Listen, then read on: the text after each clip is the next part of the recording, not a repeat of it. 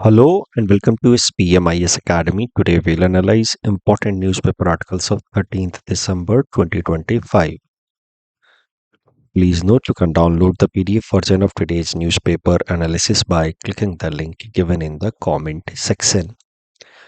This is the list of the topics that we'll be covering from today's newspaper. The first topic is about Pujya Bapu Gramin Rozgar Yojana. Important from our syllabus GS Paper 3 Indian Economy Point of View. देखिए, ये कोई नई योजना नहीं है जो already existing scheme है। MG NREGA के अंतर्गत Mahatma Gandhi national rural employment guarantee act था। उस कानून के अंतर्गत स्कीम लाया गया, Mahatma Gandhi national rural employment guarantee scheme. Act लाया गया 2005 में और उसके अंतर्गत स्कीम लॉन्च किया गया साल 2006 में। एक बात यहाँ पे डिस्कस कर लेते हैं कि देखिए, कई सारे स्कीम्स भारत सरकार के, जैसे एमएसपी है, वो बस स्कीम है, उसके पीछे कोई लेजिस्लेटिव बैकिंग नहीं है। तो इस कारण से उन स्कीम्स को स्टैट्यूटरी राइट्स नहीं कहा जा सकता है, बेनिफिशियरीज के लिए कानूनी अधिकार नहीं कहा जा सकता है। वो सरकार एग्जीक्यूटिव ऑर्डर्स के थ्रू उनको चला रही है। But there are some schemes जो सरकार को लगता है महत्वपूर्ण है, उन स्कीम्स को सरकार कानून बना करके स्टैट्यूटरी बैकिंग भी दे देती है। जिससे एक फायदा ये होता है कि अब वो स्कीम्स चलती रहेंगी, अगर सरकार बदल जाती है तो भी जो अगली सरकार आएगी, नई सरकार आएगी, उसको अगर उस स्कीम को चेंज करना है तो उसको पहले कानून बदलना होगा। तो महत्वपूर्ण स्कीम्स के लिए एक लीगल या स्टैट्यूटरी बैकिंग भी दी जाती है और इस तरीके से वो स्कीम एक स्टैट्यूटरी या लीगल राइट्स बन जाता है बेनिफिशियरीज के लिए। तो ऐसा ही है एमजी नरेगा के लिए। एमजी नरेगा कानून है और उसके अंतर्गत एमजी नरेगस स्कीम है। इसके अंतर्गत 100 दिन का गारंटेड रोजगार दिया जाता है टू रूरल हाउस होल्ड, यानी कि रूरल एरिया में अगर कोई परिवार है, उसका कोई भी सदस्य है, उसको कोई और काम नहीं मिल पा रहा है, तो उसको 100 दिन का रोजगार गारंटेड तौर पे दिया जाएगा एट ए मिनिमम वेजेस। अलग अलग स्टेट्स में मिनिमम वेजेस थोड़े अलग अलग हैं, depending upon the local retail inflation and the decision is taken by the state governments कि वहाँ पे मिनिमम वेजेस कितना होगा, लेकिन लगभग 400 रुपए के आसपास मिनिमम वेजेस तो होता ही है। तो 100 दिन का गारंटेड रोजगार एट मिनिमम वेजेस जो 400 रुपए के आसपास है। तो इससे फायदा ये हो जाता है कि कोई इंसान पूरी तरह से अगर अनस्किल्ड भी है, तब भी वो मैनुअल वर्क करके साल का कम से कम 40,000 रुपए तो कमा सकता है एमजी नरेगा के अंतर्गत। तो इस तरीके से MG NREGA scheme has been very instrumental in dealing with problem of poverty in rural areas.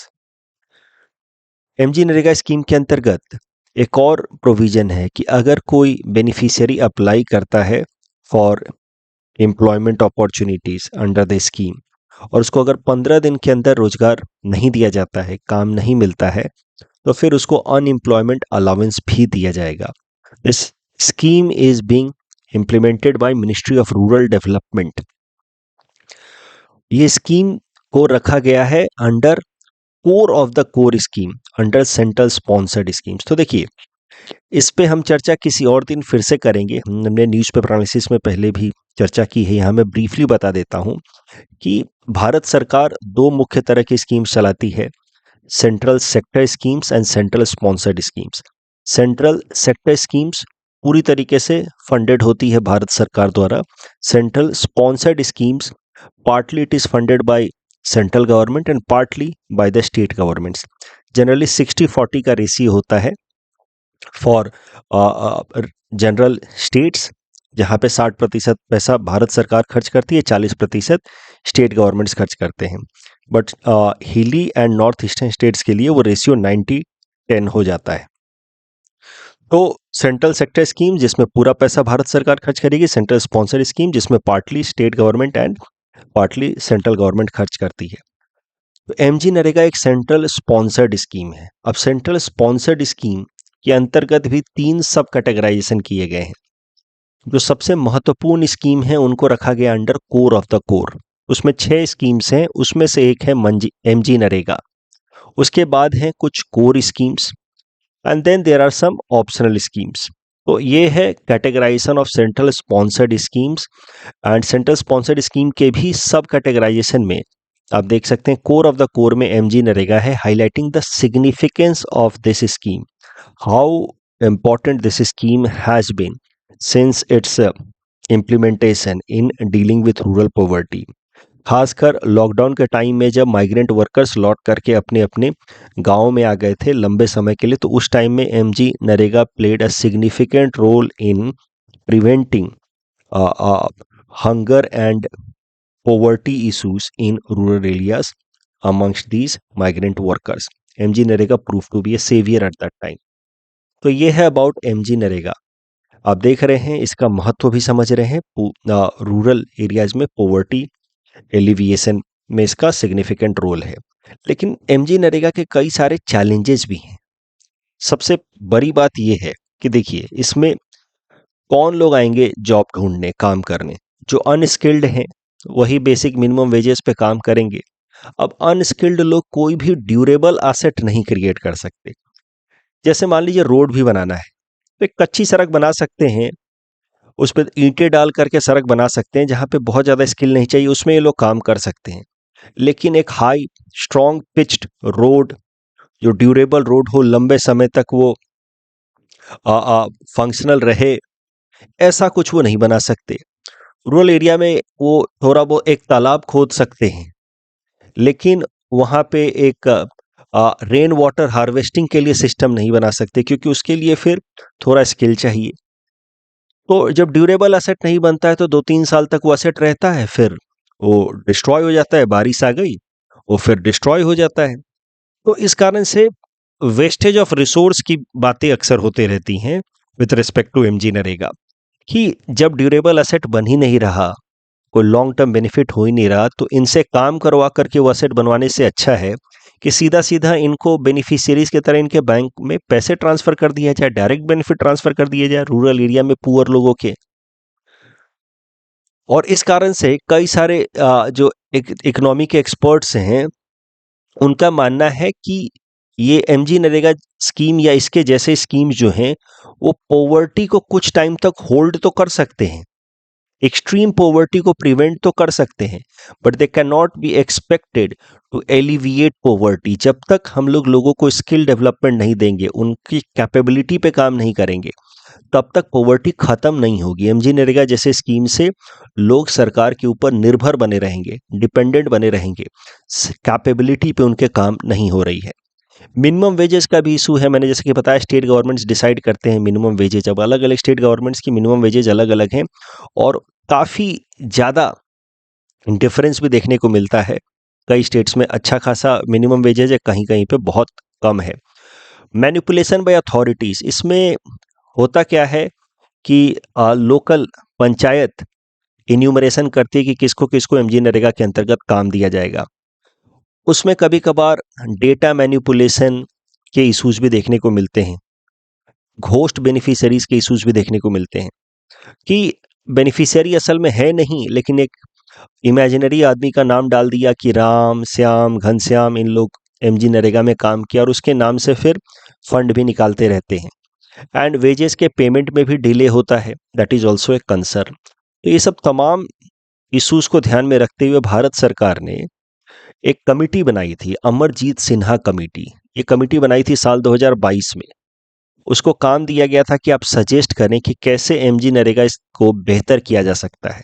इस कमेटी ने अपना रिपोर्ट तो 2023 में ही सबमिट कर दिया था, लेकिन अब इस कमेटी के रिकमेंडेशन के ऊपर भारत सरकार ने काम करने का फैसला किया है। Now the union government, this is the current news, has approved a bill which will be presented in ongoing winter session only in the parliament। जिस बिल के अंतर्गत पूरा पूरा जो एमजी नरेगा कानून है और उसके अंतर्गत जो स्कीम चल रहा है उसको ओवरहॉल किया जाएगा, उसको रिवाइटलाइज किया जाएगा। तो उसमें कुछ मुख्य चेंजेस अभी सामने आए हैं, बाकी जब बिल रखा जाएगा तो हम लोग फिर से देखेंगे। पहला है कि अब इस स्कीम का नाम बदला जाएगा, इसका रखा जाएगा नाम पूज्य बापू ग्रामीण रोजगार योजना। And minimum days of guaranteed employment बढ़ा करके 100 से 125 किए जाएंगे। ये सब चेंजेस किए जा रहे हैं on the basis of recommendations by Amarjeet Sinha committee. अब ये कमेटी है तो वैसे 3 साल पुरानी, और इस कारण से ये इतना अब इम्पोर्टेंट नहीं था, लेकिन चूंकि अब इस कमेटी का जो रिकमेंडेशंस है उसको अब इम्प्लीमेंट किया जा रहा है, दैट इज वाई इस कमेटी का नाम और इसका पर्पस आने वाले प्रीलिम्स एग्जाम के लिए इंपॉर्टेंट हो जाता है। इस टॉपिक के बेसिस पे ये सिंपल प्रीलिम्स प्रैक्टिस क्वेश्चन है। Please attempt this question and submit the answer in the comment section. ऐसा सवाल मेंस में आपसे पूछा जा सकता है with respect to MG NREGA scheme, उसका सिग्निफिकेंस क्या है, चैलेंजेस क्या है, ये सब आपको बताने हैं। Next topic is about Shanti bill, again important from our syllabus GS paper 3 Indian economy point of view. देखिए, यूनियन कैबिनेट ने 2 और मुख्य फैसले लिए हैं। एमजी नरेगा वाला फैसला तो हमने देखा यूनियन कैबिनेट से ही संबंधित है। अब भारत सरकार ने या यूनियन कैबिनेट ने 2 और फैसले लिए हैं। एक है इंश्योरेंस सेक्टर से रिलेटेड। तो इंश्योरेंस सेक्टर के अंदर अब फॉरेन डायरेक्ट इन्वेस्टमेंट 100% तक अलाउ किया जाएगा। Currently there is a cap of 74% on FDI in insurance sector. अब 100% तक अगर एफडीआई अलाउ किया जाएगा इंश्योरेंस सेक्टर में। अच्छा, आपको याद होगा ये अनाउंसमेंट भारत सरकार ने या फाइनेंस मिनिस्टर जी ने बजट के दौरान ही किया था। उन्होंने कहा था कि इंश्योरेंस सेक्टर में वो एफडीआई को अलाउ करेंगे अप टू 100%, लेकिन कंडीशन ये होगी कि जो प्रीमियम आएगा उसको आपको वापस से भारत में ही इन्वेस्ट करना है। इससे क्या होगा कि इंश्योरेंस सेक्टर का पेनिट्रेशन बढ़ेगा। भारत सरकार चाहती है कि लोग ज़्यादा से ज़्यादा इंश्योरेंस लें, खासकर हेल्थ इंश्योरेंस, लाइफ इंश्योरेंस। इससे क्या है कि गवर्नमेंट के ऊपर over dependency to run welfare schemes वो कम हो जाती है। ये जन आरोग्य योजना में सरकार इंश्योरेंस दे रही है, उसके अलावा डेथ के केसेस में सरकार को कंपनसेशन देना होता है, तो वो सब डिपेंडेंसी कम हो जाए, लोग ज़्यादा से ज़्यादा इंश्योरेंस लें। इसी कारण से भारत सरकार ने इंश्योरेंस के ऊपर जीएसटी को भी एग्जेम्प्ट कर दिया। अब इंश्योरेंस सेक्टर को फर्दर एक्सपैंड करने के लिए, ताकि उसमें ज़्यादा से ज़्यादा कंपनियां पार्टिसिपेट कर पाएँ, नए नए तरीके के इंश्योरेंस ऑप्शंस हमारे पास हों, इस कारण से FDI limit is being increased from 74 to 100%, but condition is that the companies have to invest their premium in India itself. तो इंश्योरेंस सेक्टर पर भारत सरकार बहुत एम्फेसाइज कर रही है। तो आने वाले प्रीलिम्स या मेंस एग्जाम में इंश्योरेंस सेक्टर से रिलेटेड प्रश्न आप एक्सपेक्ट कर सकते हैं। दूसरा है न्यूक्लियर सेक्टर। देखिए, सिविल न्यूक्लियर पावर जनरेशन को लेकर के भारत सरकार ने एक लक्ष्य रखा है कि साल 2047 तक, जब तक हमारे आज़ादी के 100 साल पूरे होंगे, तब तक हमें 100 gigawatt of nuclear energy produce करना है, और इसके लिए हमें multiple fold nuclear power producing capacity बढ़ानी होगी। और इसी कारण से भारत सरकार लेकर के आ रही है एक नया कानून, शांति लॉ। अभी वो बिल के फॉर्म में यूनियन कैबिनेट ने पास किया है। तो शांति बिल, इसकी मदद से होगा क्या? Now private companies, private enterprises will also be allowed to run nuclear power plants in India. But overall of course उनके ऊपर एक रेगुलेटरी ओवरसाइट बॉडी होगी, एक रेगुलेटर होगा जो प्राइवेट कंपनी की एक्टिविटीज को भी रेगुलेट करेगा। But private companies also will be allowed. That is the key idea of Shanti bill. अभी तक कैसा है, भारत के अंदर जो भी न्यूक्लियर पावर प्लांट्स हैं, 23 न्यूक्लियर रिएक्टर्स हैं एट 8 डिफरेंट लोकेशंस, ये सारे के सारे न्यूक्लियर पावर प्लांट्स को ऑपरेट करता है NPCIL, nuclear power corporation of India limited, जो एक सेंट्रल पीएससी है, यानी कि भारत सरकार की कंपनी है, works under department of atomic energy. It is responsible for construction, operation and maintenance of all civil nuclear power reactors in the country. अच्छा, एक रिएक्टर यहाँ डेवलप हो रहा है कलपक्कम में in Tamil Nadu. This is second stage fast breeder reactor, ये अभी develop हो रहा है। इसको डेवलप करने का काम कर रही है Bhavini. Bhavini is another PSU, और इस कलपक्कम के अंदर सेकेंड स्टेज का फास्ट ब्रीडर रिएक्टर डेवलप किया जा रहा है। तो ये फर्स्ट स्टेज, सेकेंड स्टेज क्या है, ये हम किसी और दिन फिर से डिस्कस करेंगे हमारे न्यूज़पेपर एनालिसिस में ही। But nuclear power generation for civil purposes को लेकर के डॉक्टर होमी जहांगीर भाभा साहब ने 3 स्टेज प्रोग्राम दिए थे। First pressurise heavy water reactor, मैं क्विकली रिवाइज करा रहा हूँ, जिन्होंने पहले पढ़ा उनको याद आ जाएगा, अदरवाइज बाकियों को तो मैं बाद में पढ़ाऊंगा ही। प्रेशराइज हेवी वाटर रिएक्टर, वहाँ पे यूरेनियम 235 इस्तेमाल किया जाएगा। And then fast breeder reactor, वहाँ पे प्लूटोनियम का इस्तेमाल किया जाएगा। And then third stage thorium based reactor. I hope जिन्होंने पहले पढ़ा उनको याद आ रहा होगा। तो भारत अभी ज़्यादातर जो हमारे रिएक्टर्स हैं भारत के अंदर न्यूक्लियर पावर जनरेशन के लिए, वो फर्स्ट स्टेज वाले ही हैं। सेकेंड स्टेज यानी कि फास्ट ब्रीडर रिएक्टर डेवलप किया जा रहा है एट कलपक्कम तमिलनाडु। वो अभी तक फंक्शनल नहीं हुआ है, वो प्री कॉमर्शियल या प्री कमीशनिंग स्टेज में है। लेकिन ये जो कलपक्कम वाला रिएक्टर है वो भी डेवलप किया जा रहा है बाई भाविनी।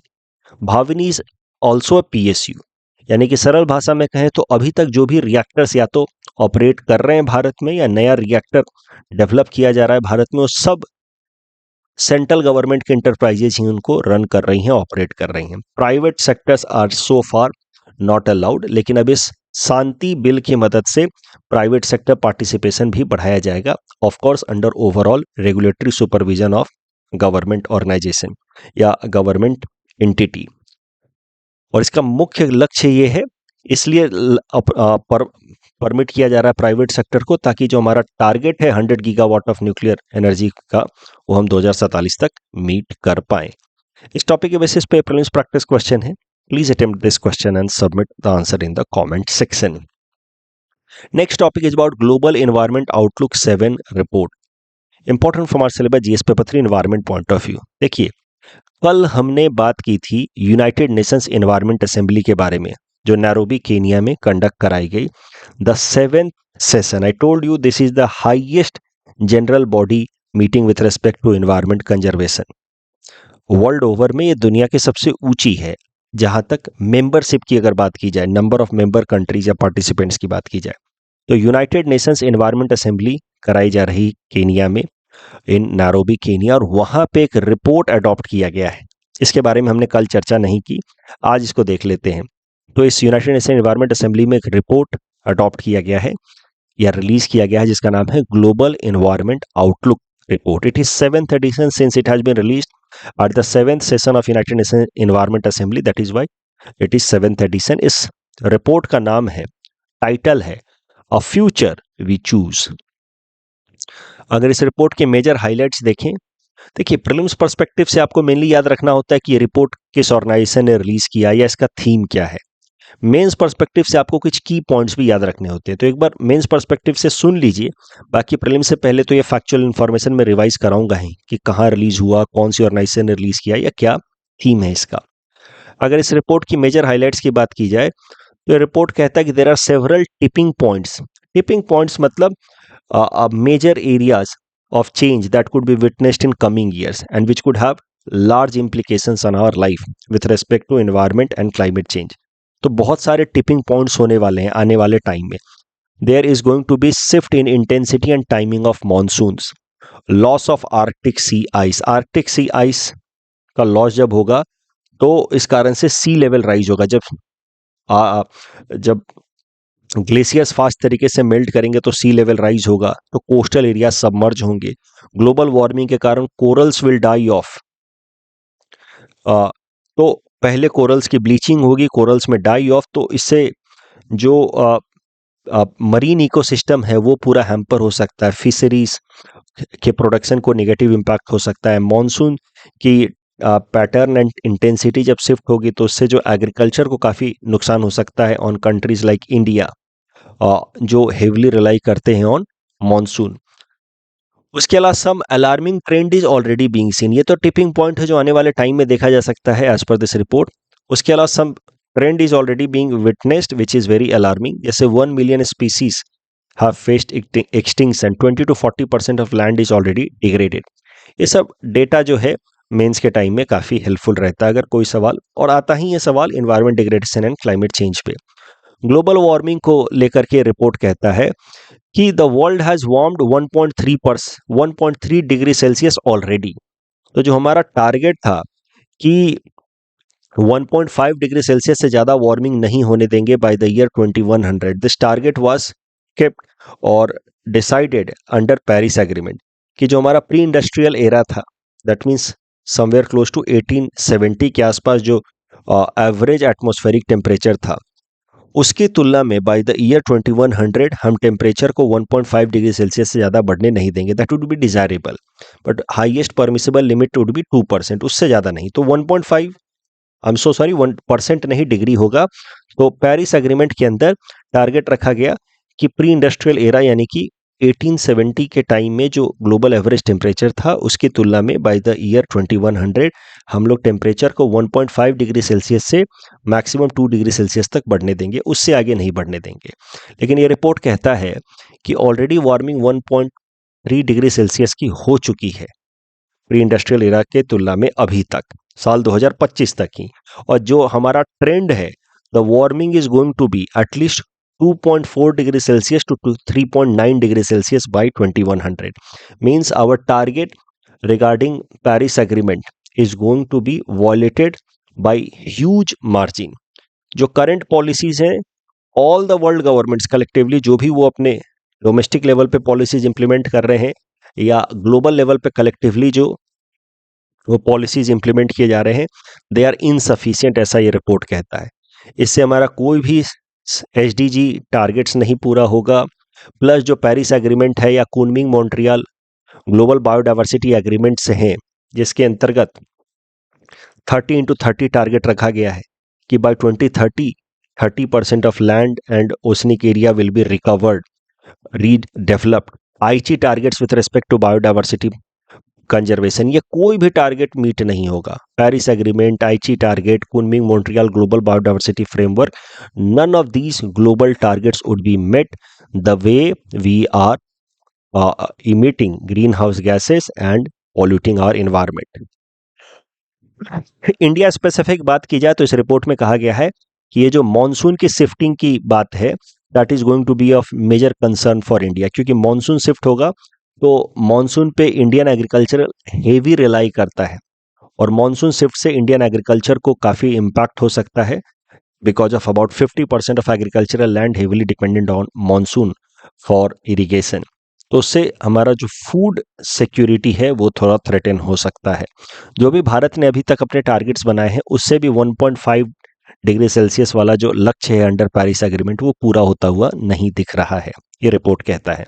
इस टॉपिक के बेसिस पे प्रीलिम्स प्रैक्टिस क्वेश्चन है। Please attempt this question and submit the answer in the comment section. Next topic is about retail inflation या CPI inflation in India. It is still below the monetary policy framework agreement targets. अभी हर महीने retail inflation calculate होता है और पिछले 3-4 महीनों से मैं हर महीने ही कवर इसको कर रहा हूं, क्योंकि रिटेल इन्फ्लेशन अभी भी बहुत लोअर साइड पे है।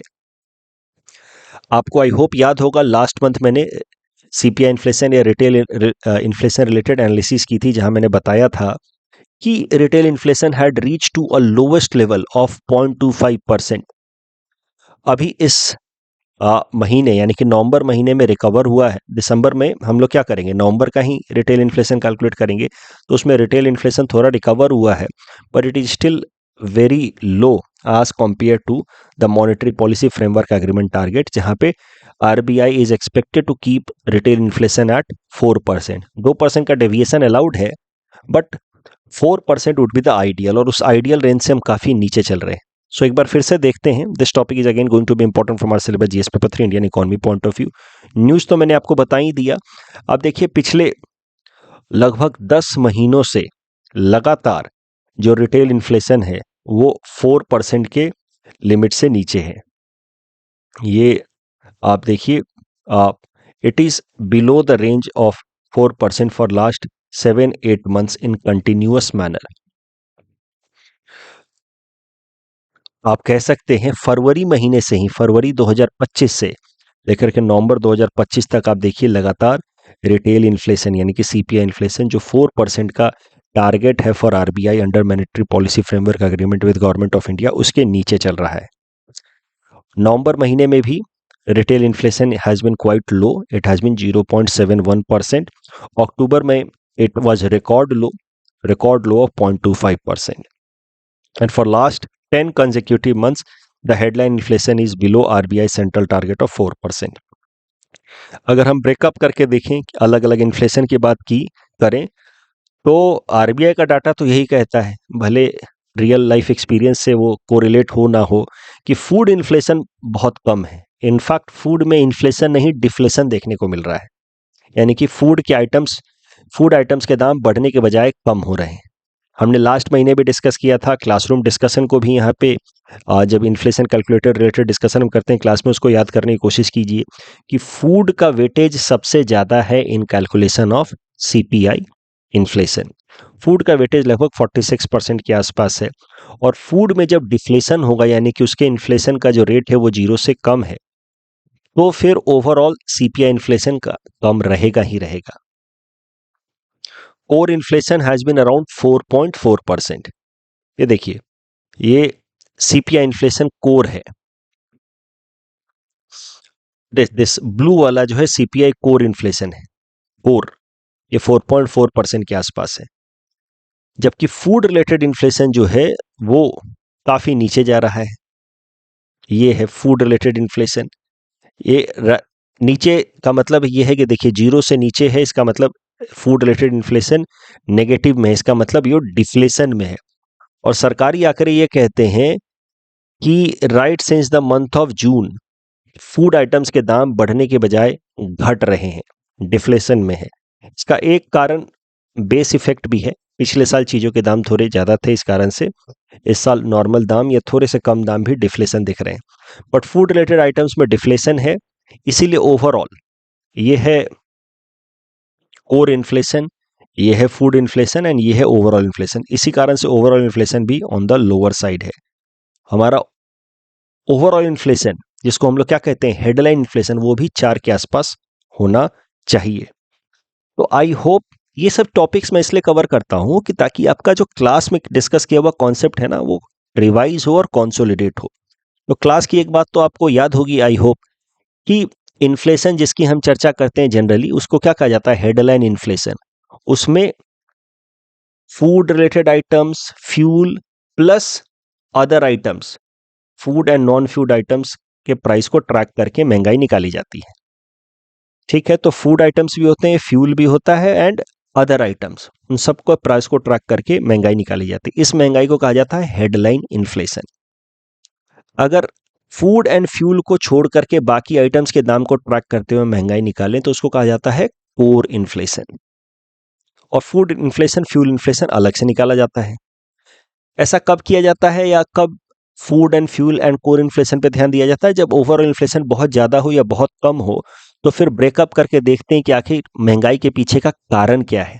तो अभी महंगाई चूंकि बहुत कम है, लोअर साइड में है, तो इस कारण से ब्रेकअप करके देखा जा रहा है। तो हमें समझ आ रहा है कि द इन्फ्लेशन इज मेनली या low inflation is mainly because of deflation in food items. Deflation का यहाँ डेफिनेशन भी लिखा हुआ है। इस टॉपिक के बेसिस पे प्लीज प्रैक्टिस क्वेश्चन है, please attempt this question and submit the answer in the comment section. Narco analysis, कल जो हमने प्रश्न दिया था उसमें नार्को एनालिसिस वाला बस गलत है, मैंने यहाँ पे अल्कोहल कर दिया था। सोडियम पेंटोथॉल होता है, अल्कोहल पिला करके नहीं करते नार्को टेस्ट। ठीक है, बाकी दोनों सही है। यूनाइटेड नेशन एनवायरनमेंट असेंबली से रिलेटेड आज भी हमने एक टॉपिक देखा, करेक्ट आंसर होगा option B. China shock, correct answer again option B, and यहाँ पे भी answer will be option B. That's all from our side for today, thanks for watching. Just a moment, yes यहाँ पे yes answer B ही होगा। Albendazole is for parasitic infection. That's all from our side for today. Thanks for watching.